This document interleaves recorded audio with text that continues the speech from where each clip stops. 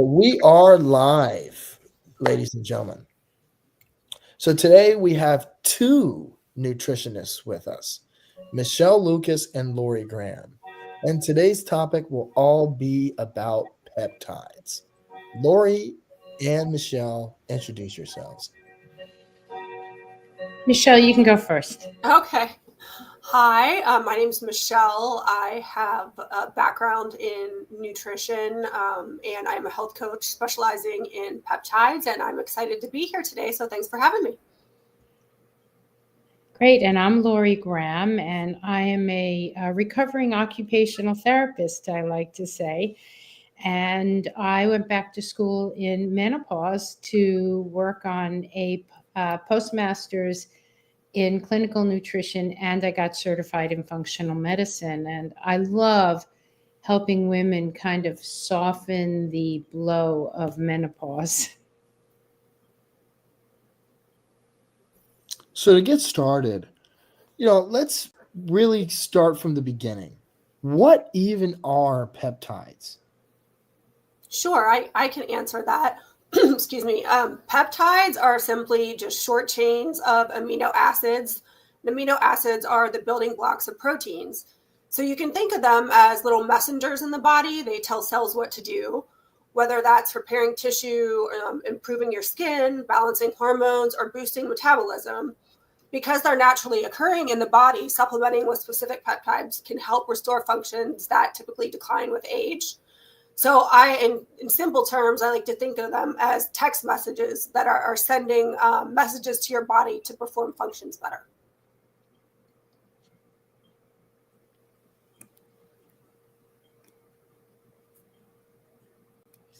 Lori, anything to add to that?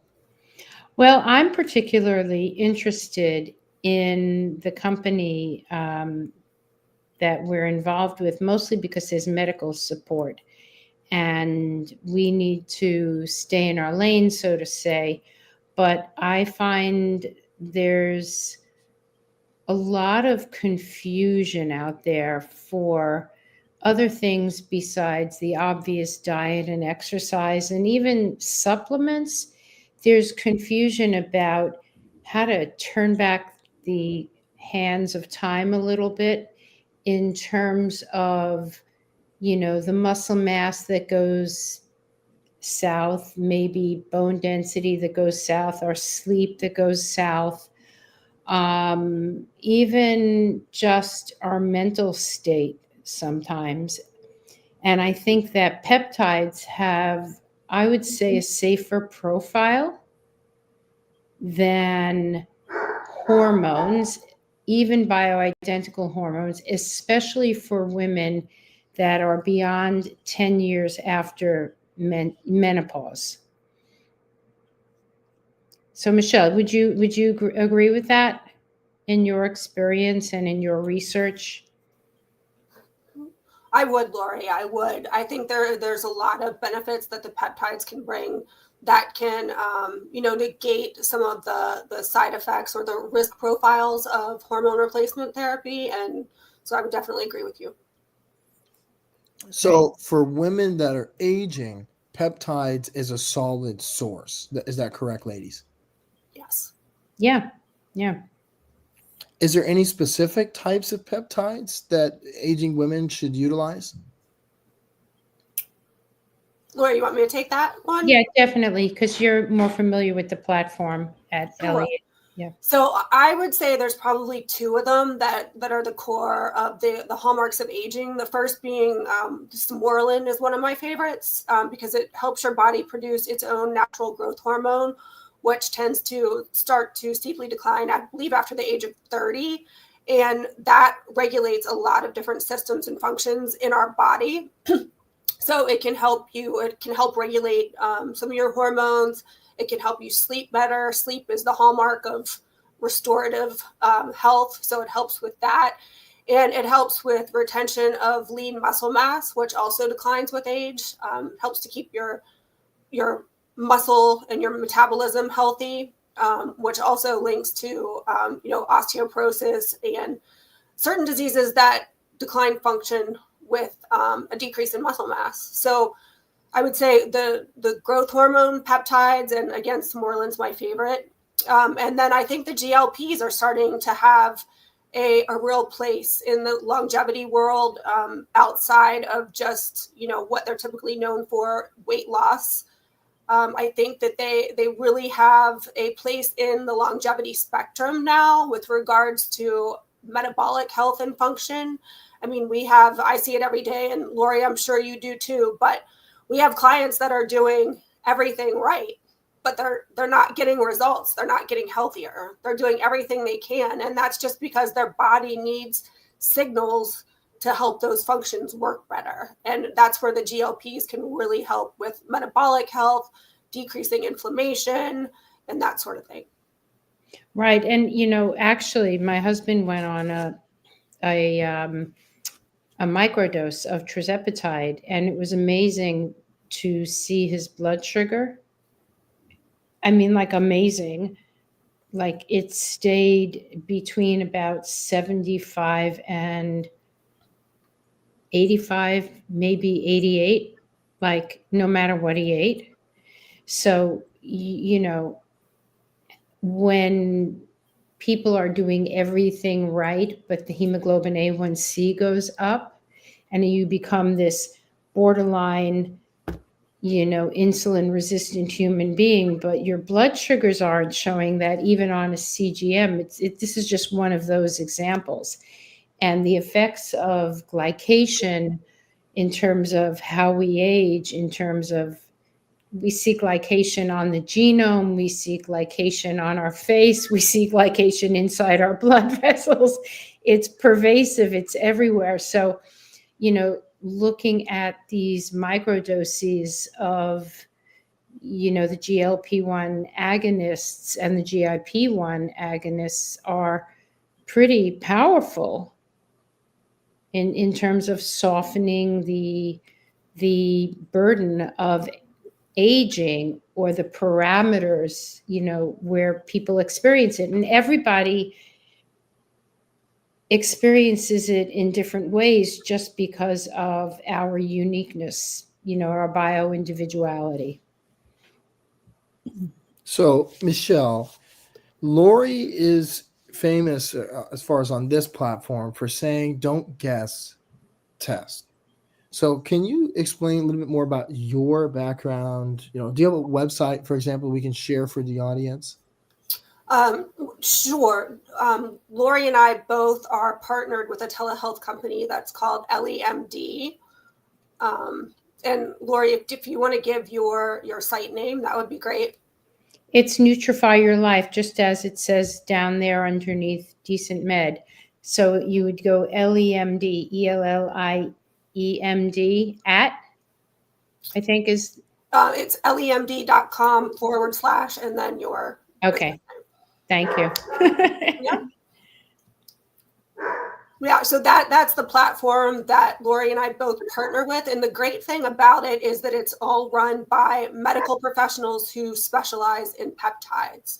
So we partner with them to educate patients about peptides and then refer them into that system and let the medical professionals who specialize in those peptides take it from there to make sure that they are being placed responsibly for the maximum benefit and safety of the patients. Interesting. So you guys are like third parties between the MD and the patient. Yes, we just connect the patient to the telehealth platform, and we also help educate them, in that process, guiding them there. Right. And on the telehealth platform, there's actually a place where you answer certain questions, and one of the medical doctors or a nurse practitioner there's oversight to say, hey, you've made a good choice, or no, maybe you should look at something else. Like you're cleared to take the peptide, basically. And is your background, Michelle, completely in peptides? No, I started out with a bachelor's of science degree in nutrition from the University of Texas, and did some nutritional counseling for a while, and then went back and got my health coaching certificate from the Institute of Integrative Nutrition. where I just qualified now to sit for the boards for the National Health and Wellness Certification Board. So I'll be doing that in this upcoming year. But I kind of took it upon myself to specialize in peptides. I've been following them for probably about the past 10 years, really paying attention to what's been going on in the landscape, and then started to experience some of the benefits myself, and just thought that it was really important to educate people and educate my clients on the benefits of peptides, and not only the benefits, but how they can access them safely and affordably. And how have you seen that has revolutionized the lives of your patients? Oh, I mean, I can't even, I could sit here all day and talk about it, from women, and especially those midlife women, or the, perimenopausal women they're doing things right. They're trying to be healthy, and they just feel like total crap. And, they're frustrated, and then they come to you and they're like, I guess this is just how it's going to be. I just have to live like this. This is part of getting older. And it's like, no, you don't have to. This is like a rebirth. Okay. And we're going to educate you, and we're going to get you on the right track, so that you start feeling not only just like yourself, but better. You're ready to like live life for what you have left, So, that goes all the way from losing stubborn pounds, regulating their blood glucose levels, which again, Lori mentioned how glycation affects so many things in our bodies. I do have a skincare background as well. I'm an esthetician and own a spa, and I see the effects of glycation on skin every day. So, you have women that want to improve their youthfulness, metabolic function can help that too. So it's really just to help people continue on in life with energy and zest and confidence. I love that, especially on a personal level, because one thing that Lori has told me that forever will blow my mind is that she's only had one hot flash in 20 years. And I look at my mom, who is around Lori's age, has hot flashes all the time. So, the fact that Lori has mitigated those hot flashes to the point of almost zero just tells you, and especially tells women, that there's so much that you can benefit from utilizing a functional nutritionist, that you can have a life that you had when you were in your 30s, now in your 50s and 60s. And Michelle, do you also work with the same age group that Lori does, women in their 50s and 60s? I do. I would say probably starting in the late 30s, 40s, 50s, 60s, even some women into their 70s, because they deserve to live and feel good too, even the older you are. So right. And the research shows, in fact, if anybody watched 60 Minutes this past Sunday, Peter Attia was on, and he's known for being one of the most leading I don't want to say functional, but longevity doctors. And he's steeped in the science, and he's an exercise fanatic. And I relate to that. And, he said something that's really disarming, and I won't buy it. I will not buy it. But he said that no matter how much you exercise and how well you eat, everybody has a physiological decline at age 75 to 85 in that decade. And honestly, I don't want to buy into that. Why don't I want to buy into that is, first of all, I think what we think is in part what we create. I also think that I've seen enough evidence of people, even in their 90s, being very vibrant and able to move without a cane, without a walker, and just looking like, I don't want to say muscular, but not looking like they have had a muscular decline, like they're able to keep their muscles strong. And that's one of the things that, besides the cognitive, the other thing that stands out in terms of the literature is that older men and women tend to get sarcopenic, meaning their muscle mass declines. And that's because our muscles become anabolic, meaning they're not as adept in taking on the protein that we eat.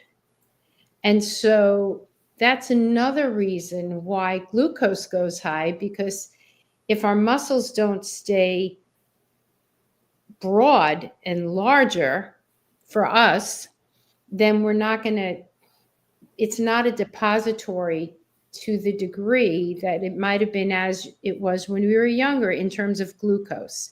In other words, glucose goes into the muscle to create energy, but if you're losing muscle, you have less of a place for that glucose to get dumped.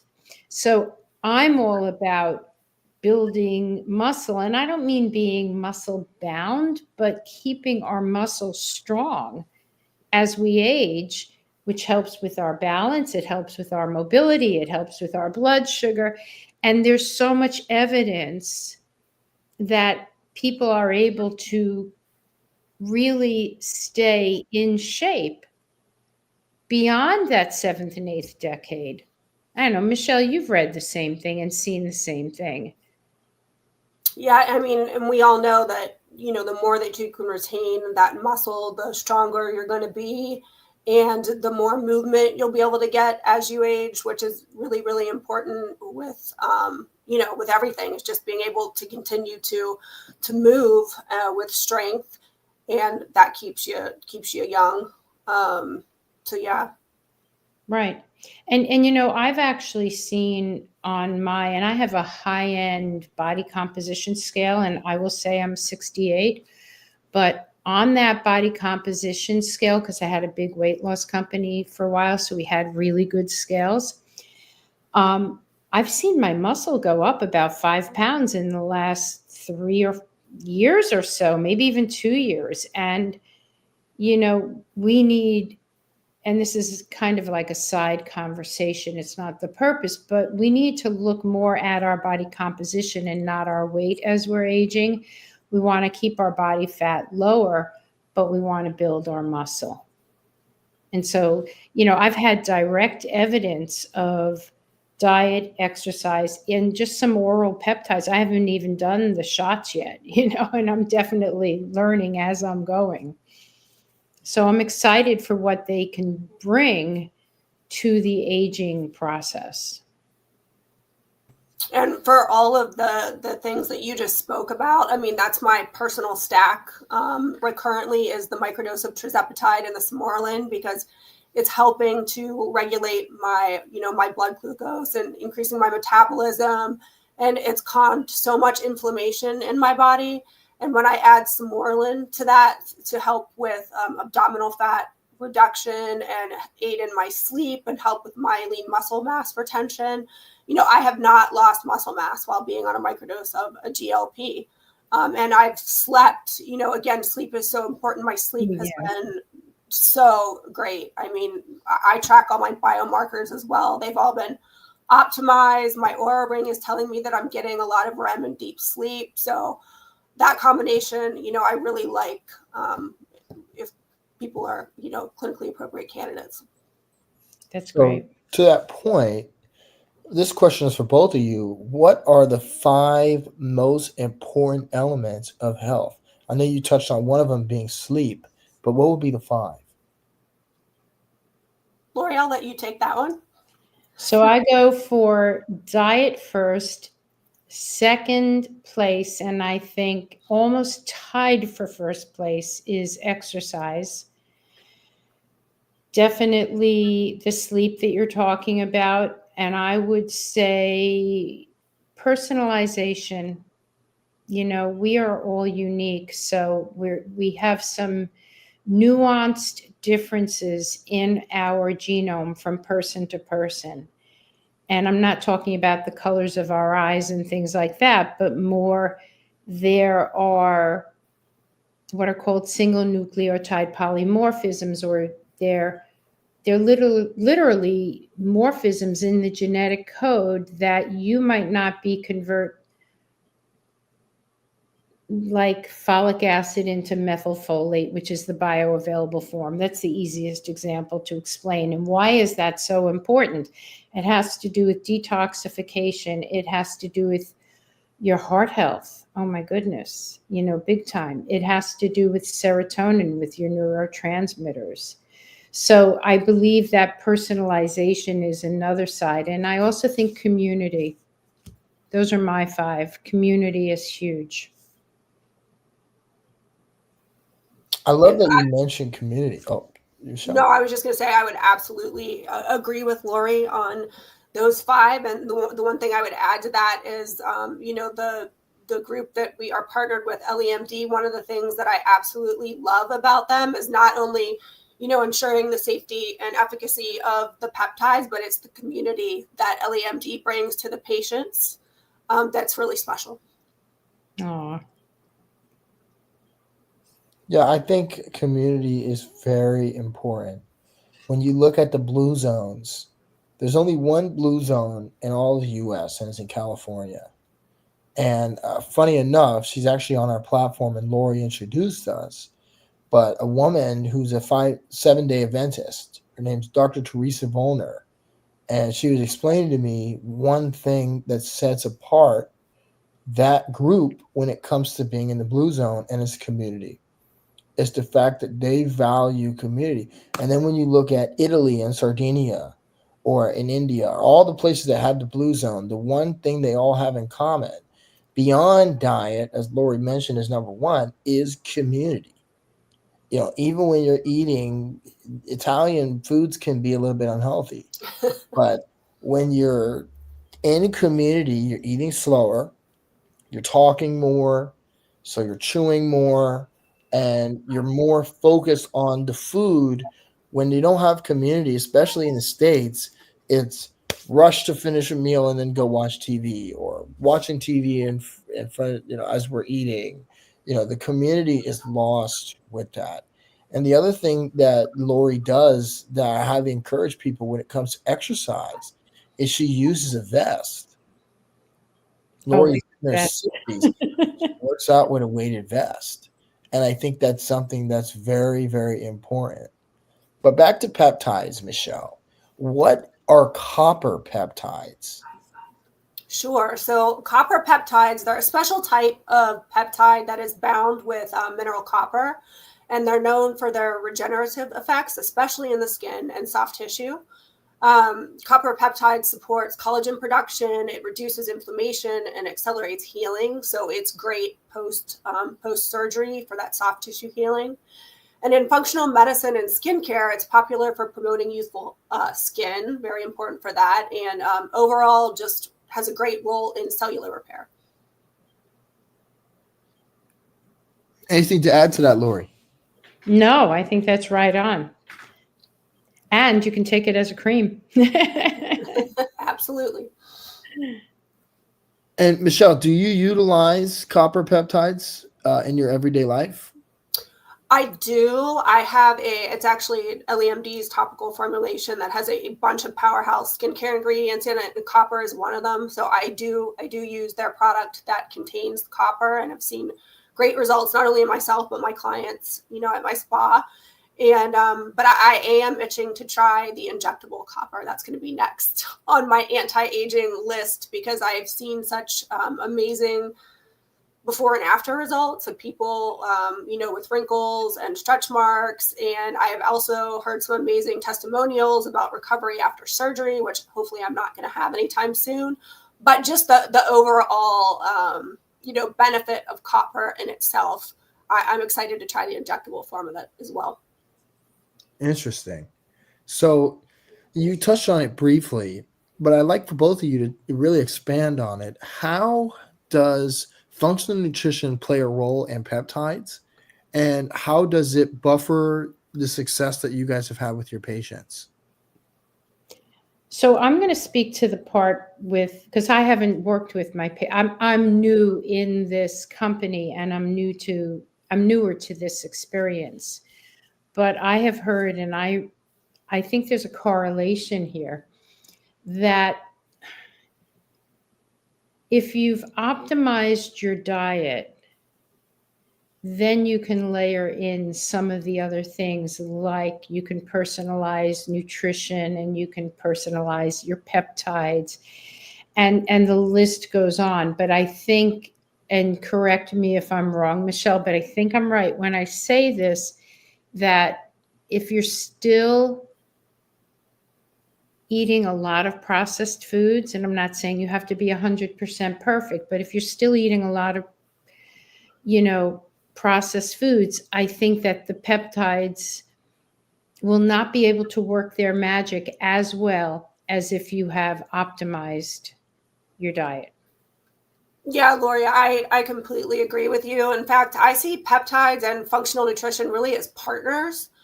Nutrition really provides the raw materials, the vitamins, the minerals, the antioxidants that help the body run efficiently. And the peptides are like the targeted instructions that help optimize these processes. So when combined, you're addressing both the fuel and the messaging system, which creates a more complete approach to health. And so I really do consider them partners. And it can't be one single magic bullet. It's definitely a partnership of the two. And Right. a perfect example of that is where you have people who are doing everything right. They're eating right, they're exercising, they're sleeping, and they still don't feel well. And there's reasons for that. And so if they're giving their body the fuel it needs, but the messenger systems aren't working. So when you combine the two, that's where you get like the big win. So, if you're eating a lot of processed foods and sugary foods, and again, it doesn't have to be 100% of the time, but if you're doing all those things right and not helping to optimize your body, you're not going to see, an optimal result from peptides. So it's really, a combination of the two. And that's where professionals like Lori and I step in to help with that.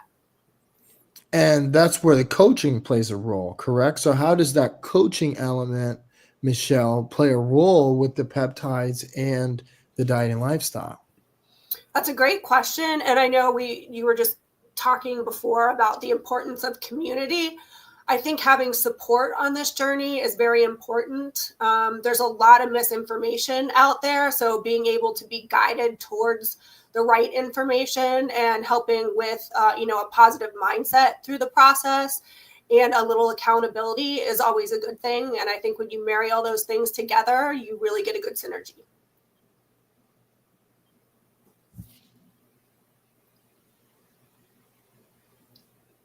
Lori, do you have anything to add to that? Well, actually, yeah. And, I go back to the thought that there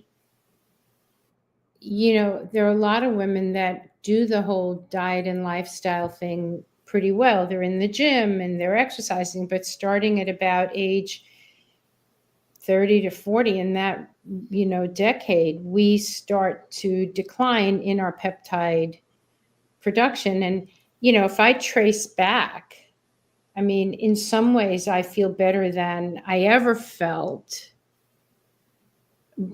But I remember a dip. Do you know what I mean? And I've dialed in for that reason, for that dip. But if I had access to peptides in perimenopause, maybe I would have been sleeping better back then. You know what I mean? Absolutely. So, yeah. That's why I think it's so important to, educate and create awareness around this so that, it's not just a certain subset of the population that has access to these kinds of things. And that's really the kind of movement that we're trying to create at LEMD, is to really, empower people to be more proactive about their health and know, what's accessible to them to help them improve their quality of life and restore their, functions optimally. So. Yeah, education is definitely everything. If you don't have that proper education, then you cannot make an informed decision. Right. So how do you guys help to educate your patients?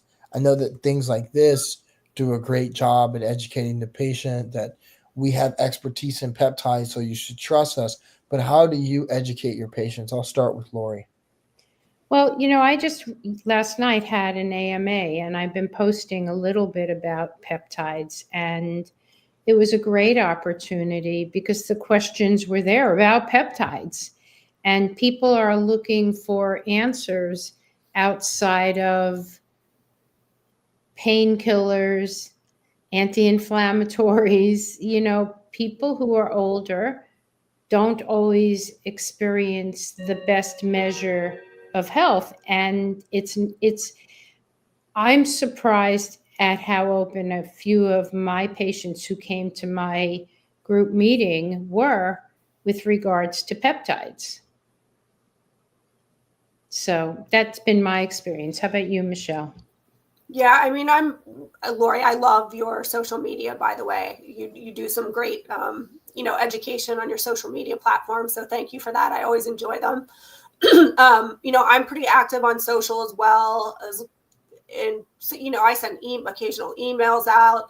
A lot of it is about the one-on-one education that I have with clients, so it's personalized. We talk about that personalized medicine being the future and how important personalization is. So It's a lot of one-on-one education.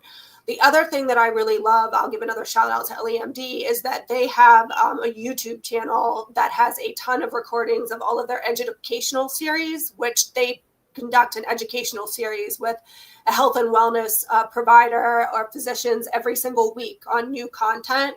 And that really helps me to help keep my audience educated by having something fresh, a new fresh topic every week. Oh, that's great. Yeah. Yeah, it definitely is, especially giving more information. And everyone definitely give a follow to Lori at Lori Graham 1156 on Instagram. Lori posts every Monday, Wednesday, and Friday. So back to peptides. So when you look at peptides, we spoke about how peptides can really help with lowering your blood sugar as well as menopause. But let's move to the brain. So how does peptides play a role in brain health? Yeah, that's a great question. And I think that's where there is a lot of excitement in the future of peptides is with, being able to restore and preserve cognitive function. And I think a lot of that has to do with the anti-inflammatory benefits of many of these peptides. So certain peptides support neurotransmitter balance, blood flow, and even neurons from oxidative stress. For example, peptides can help with focus, memory, and resilience to stress. And as we all know, brain health is central to everything, energy, mood, sleep, productivity. So supporting it with the right peptides can really be life-changing. And that's kind of a topic that's near and dear to me. My dad has, dementia and was diagnosed with Parkinson's disease.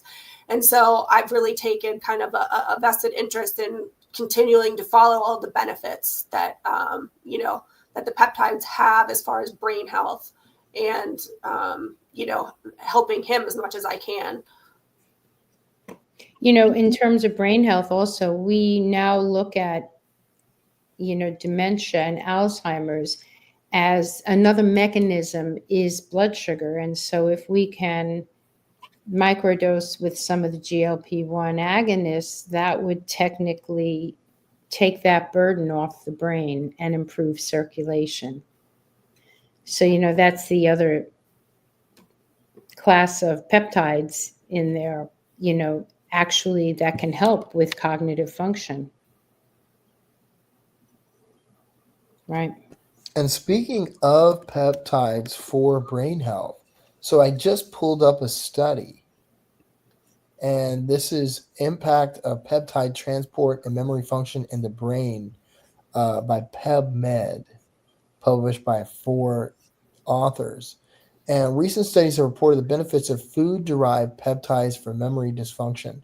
Beyond the physiological effects of peptides, their bioavailability to the brain still remains unclear, since the blood-brain barrier strictly controls the transportation of compounds to the brain. Additionally, the mechanisms of action of brain health peptides in relation to the pathogenesis of neurodegenerative diseases, particularly Alzheimer's disease, are discussed. So, can you ladies speak a little bit about this study and your work with peptides, or what you've seen with peptides related to Alzheimer's disease? I haven't seen. Have you? Have you, Michelle? I have not seen that particular article. However, as I said, because of my family history, I have paid attention to a lot of the publications that have been coming out in the research. And I think a lot of it, we don't have hard concrete evidence of some of this yet.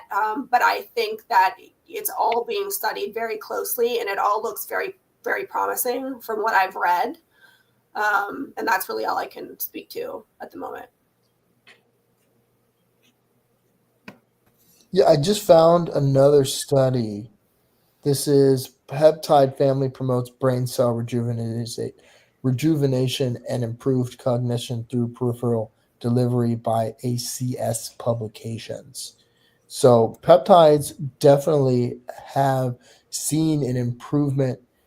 This is according to aged mice, seeing an improved cognitive function in aged mice. So there's definitely a lot of success here, or at least potential success here, for utilizing peptides for brain health.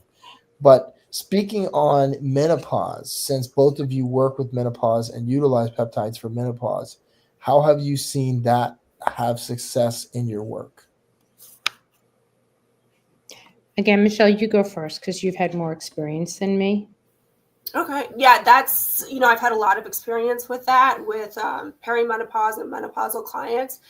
And peptides have just, but given them their life back, honestly, and their confidence. And it's women showing up to you every day saying, like, well, I don't like the way I feel. I don't feel like myself. I can't believe this is how I just have to live the rest of my life. My joints ache. I keep gaining weight no matter how much I exercise or eat clean. I have brain fog. My hormones are all out of balance. You have people that really are trying to live a healthy life in this stage of their life. And there's just something that's not firing correctly in their body. And that's when we have the opportunity to introduce peptides to help and partner with all of the great things that they're trying to do to improve their health, so that they can actually feel like themselves again, and maybe even feel better than they did before they hit this phase of life. Like Lori had mentioned, feeling like you were back in your late 20s and 30s. It's just really able to help with, all of the inflammation that we call it inflammaging, all of the inflammation that comes with aging. And a lot of people don't realize all of the effects systemically on the body that all of that chronic inflammation has. And it doesn't necessarily meaning that you're doing something wrong. I think a lot of people will admit that they still have room to make some lifestyle changes, to help themselves out.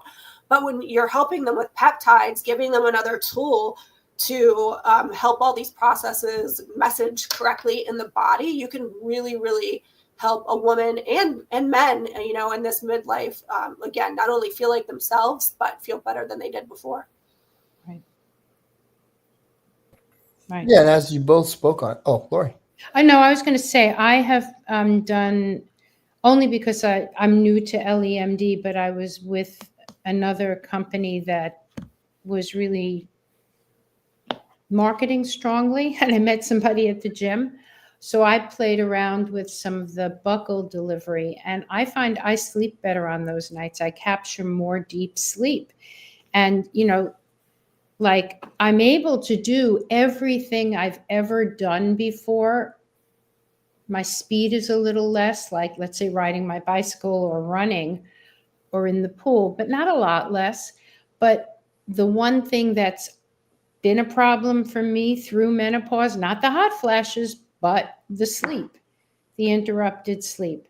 And I've seen that improve. And, that's just like, wow, because that is a huge piece of cognitive function as we age, And I'll add too, it's, you have anecdotal reports of, patients saying that they feel better and it's great, but really the proof is in the pudding when you look at things like, Oura Ring readings, where you look at your stages of sleep and you look at your biomarkers to see where your A1C is and your cholesterol. And so when you track all those things, I mean, that's really showing, like, it's not just in this person's mind. This is actually making physiological changes in the body for cellular renewal. And it's pretty amazing when you look at on how all of it improves. Right. Well, and as Lori mentioned earlier, as women venture into menopause, they start to see a decrease in bone density. And this study, according to UCLA Health, mentions that collagen peptides may be beneficial for menopausal bone loss. So, with that being said, this question is for Lori. So, Lori, you were doing work in the diabetes space. You started out as an occupational therapist. Now you're moving into the longevity world. So, what ventured you into working with peptides? Years ago, maybe about 5 years ago, a naturopath introduced me to BPC 157, and I was very taken that it was a peptide beyond collagen peptides, because collagen peptides have been around, for a long time. And the benefits of that throughout the gastrointestinal system, and then, if you take it, as a shot, then believe it or not, you get that anti-inflammatory benefit throughout your system. So to me, that was my first entrance. With more recently, like in the last year, was when I started saying I need to keep my ear a little closer to the ground for my patients. But I always had this, I want to say, push-pull, in the sense that I'm not a medical doctor. I don't want to lose my license. I don't want to harm anybody, all those things. So that's why LEMD is so perfect to me, that I don't have to take the medical responsibility. I'm just saying, here's a different way to kind of like knit the yarn, like it's just a different way to handle your health that might be less problematic than doing hormone replacement, especially when you're 10 years out, where the research gets a little murky regarding safety, or a little conflicting. I think there's conflicting data, so. And to Lori's point about the conflicting data, that's why we made DecentMed. And Michelle, I'll explain, off camera a little bit more. But one reason why we did was because there isn't enough information out there coming from providers. There's a lot of information coming from MDs, but there isn't enough information coming from nutritionists and holistic providers, and there needs to be. Because number one, people are going to do these things regardless, whether it's peptides, whether it's psychedelics, whether it's alternative cancer treatments, whatever it is, they're going to do it regardless. So giving them informed information can help them to make the best decision possible. And that's why shows like this are important, because before someone does peptides, understanding from Michelle and Lori, who are nutritionists, who are health coaches, who operate in this space, it can help you to make an informed decision. Because even though today we pulled up 4 different sources about the benefits of peptides, learning that information from the two of you is far more impactful than reading a multiplicity of studies. Mm-hmm. Especially for the layperson. Yeah. I mean, I've pulled up studies, and somewhere mid-study, I go to the end to find out the summary. Like, I'm not a scientist. I certainly know how to read a study, but the layperson is going to do better listening to a professional who can give them the time. That's the other thing. Traditional medicine nowadays, is a 15-minute visit that you have with your doctor. And rare are the doctors that even now buy into bioidentical hormones or peptides. They're just not, they're not there, and nobody can afford to give you the time. But when a nutritionist works with a patient, they're working with them 45 minutes to an hour and a half. I mean, there's a lot of relationship. Like, I think we know patients more deeply in our model of delivering care. I think we get to know our patients more deeply than some doctors do. Yeah, I would agree. And then the one thing that I would add, with what Lori is doing is she's not just able to educate, she's able to provide accessibility as well. And I think that's really important because there's so many black market, unsafe peptides and even vitamin supplements, out there. But particularly when it comes to peptides, you have people that are getting them from unverified sources, maybe overseas. They're constituting themselves from powder. I mean, there's a lot of unsafe things going on out there. And with the platform that she's using, she can give her patients access to safe and affordable options. And I think that's important to highlight too, is to be able to guide people, educate them and guide them to safe sources. 100%. 100%. Helping people to be informed consumers is everything. And that's what I love that both of you guys do.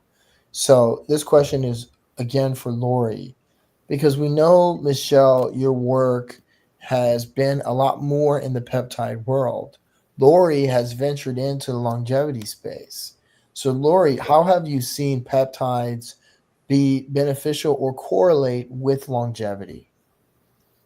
Again, I'm new to this space, but I've seen a few people at Lifetime Gym that look pretty damn good for being in their 60s.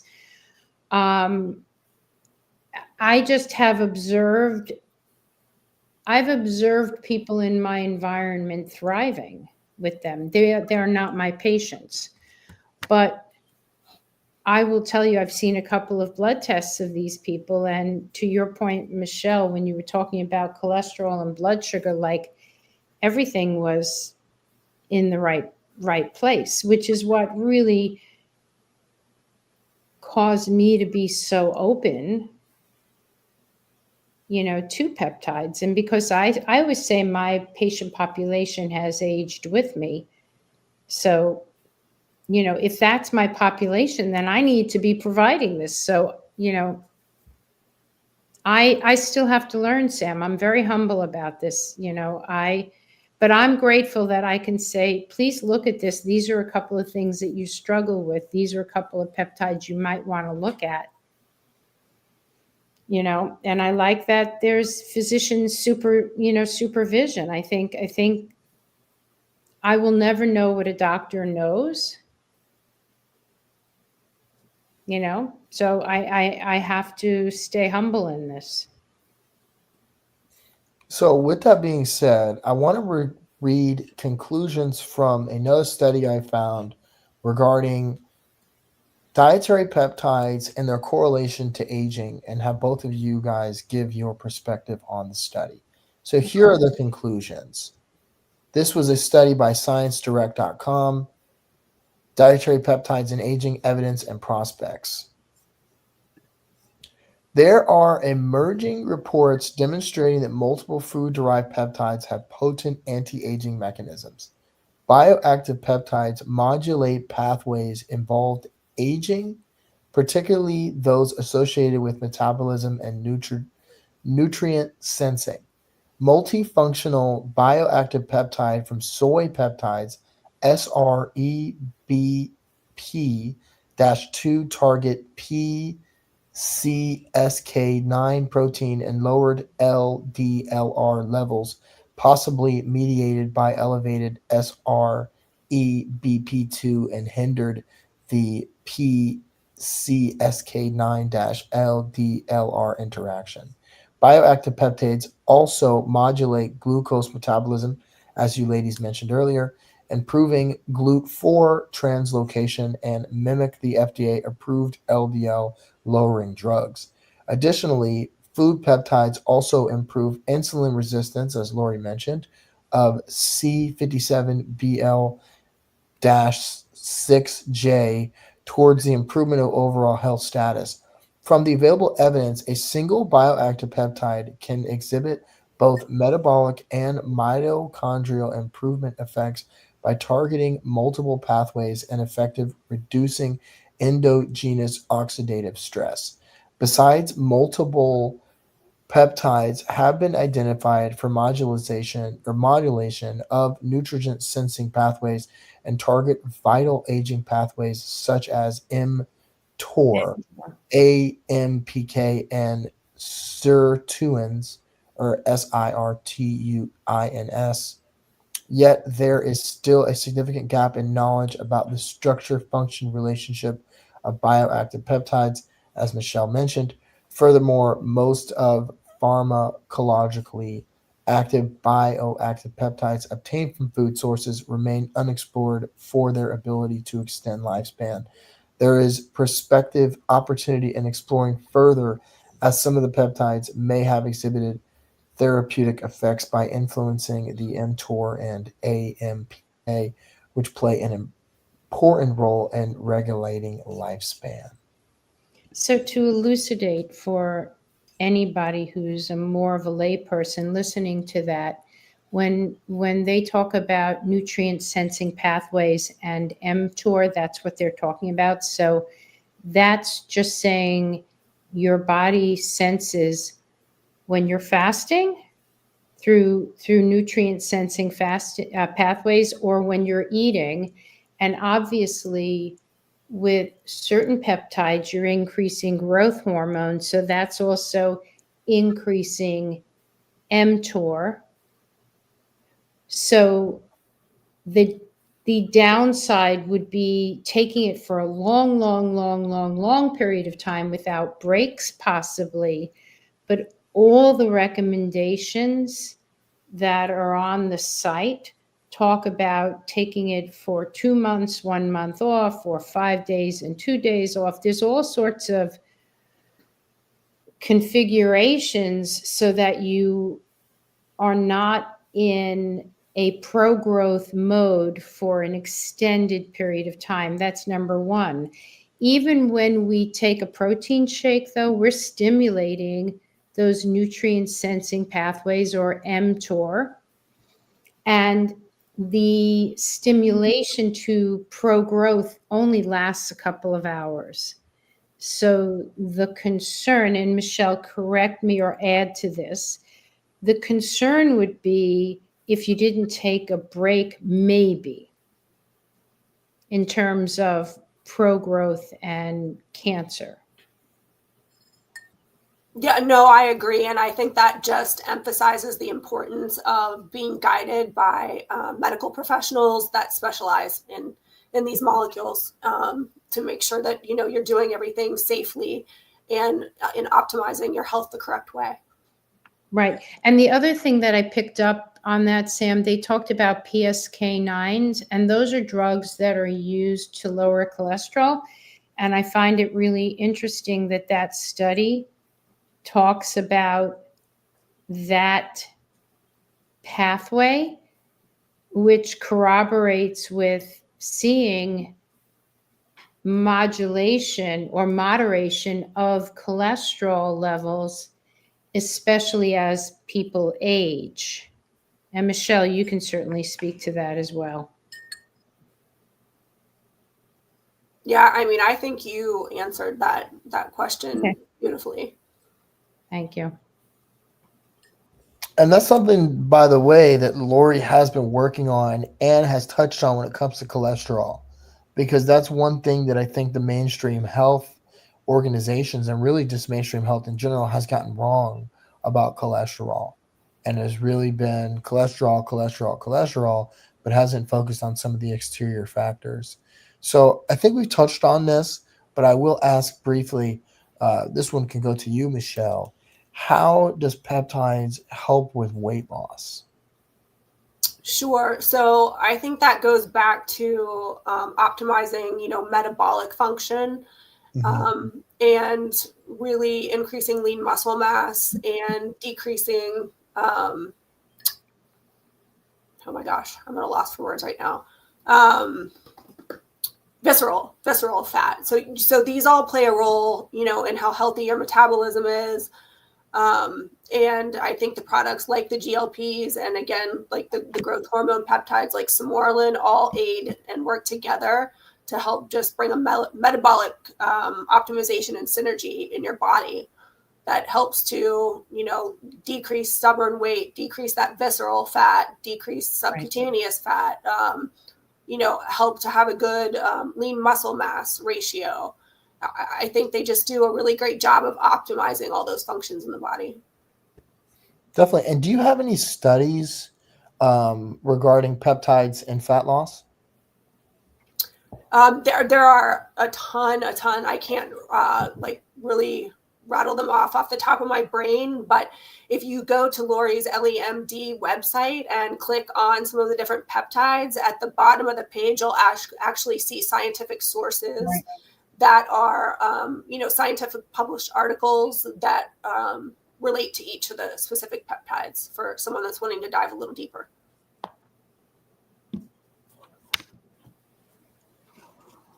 But there's a lot out there, and there's going to be a lot more to come. Yes. Is this the correct link that I just posted? I don't see any. Yes. Okay. So yeah, if you guys want to check that out, I do look. There is one right here, Shannon M, GLP-1 plus B12. I joined LEMD and people were asking me all the time how I lost the weight. Well, I wouldn't tell everyone the best thing I ever did to lose weight. I believe it so much, and I'm a nurse. I tell everyone. So right, and like most patients go to their doctors and get peptides, but I love the combination with NAD for energy. Oh my God, and B12 for energy. Like that's just a brilliant idea in my mind to combine them. So especially if you're eating less and perhaps not getting the energy from your food that you need to be getting during that time to support with that. And on another note, NAD goes down as we age. It's like a longevity supplement. And we make less NAD as we age. I mean, starting at about age 40. So here's another, there are so many things that decline, and we do need to pick up the slack if we want to really age and function well. So I love that they put that in with the peptide. I love it. And one thing that sticks with me that both of you guys touched on is that you need both. As my mom always says, it's and in both. You need the lifestyle and diet and the peptides. You need them to work in correlation with one another because, as Michelle mentioned, the peptide is essentially like the navigator, I think is how you said it, correct? Yeah, the messenger. It's like sending text messages back and forth. 100%. And that's very, very important. So my final question for you both is, how do you utilize wellness in your everyday lives? And we'll start with you, Michelle. That's a great question. So I do try to practice what I preach. So I focus on balance a lot, not perfection. For me, that means eating a nutrient-dense diet to get, good sources of whole, clean, foods for the vitamins and minerals, getting movement every day. It doesn't have to be going and running a marathon. It can be, just simply getting up and walking and getting some steps in that way. Good sleep, hygiene. I really try to focus, especially the older I get, on getting into a routine that helps with good sleep, making sure the room is dark, not doing anything, in bed other than sleeping. All of those things, because I really think sleep is a huge component of a healthy lifestyle. I also try to do practices for stress management, try to practice mindfulness. And I think as health coaches, that's one thing that we can really help with too, is helping to people be more mindful and present. And I think that really helps a lot. I also use supportive tools like peptides and biohacking strategies to optimize my energy and recovery. And, most importantly, I really listen to my body and adjust based on what it needs. And instead of chasing a one size fits all, I listen to my body and I make adjustments as needed. And I try to help others do the same. What about you, Lori? Well, I very deeply agree that we have to listen to our own bodies. And, I noticed years ago when I started exercising towards the end of college, like really exercising regularly, that a lot of things felt better. And also, I was much more focused. I got the serotonin piece of this, like, just get the job done that I needed to get done. And I've maintained that. But the thing that I've always done that I think makes a difference is, I went from running marathons to doing triathlons. So the thing I've kept is cross training. And I think at my age, the fact that I don't get injured is huge, is really huge. So I like to do something every single day. It could be an intense yoga class. It could be, going for a short run walk. It could be going for a swim. I do play tennis when the weather's nice because I don't like playing indoors. And I eat plant forward, nutrient dense, so very plant forward. I do support with protein powders because I don't eat higher in the food chain. And I also dial in on my sleep, and I spend some time in nature every day. We walk our dog in the local woods, and that's a wonderful time. So yeah, we have to do the best we can, because how is anybody going to believe us? Like when you go to the doctor who's overweight and has a cigarette, pack of cigarettes on the counter, how do you trust them?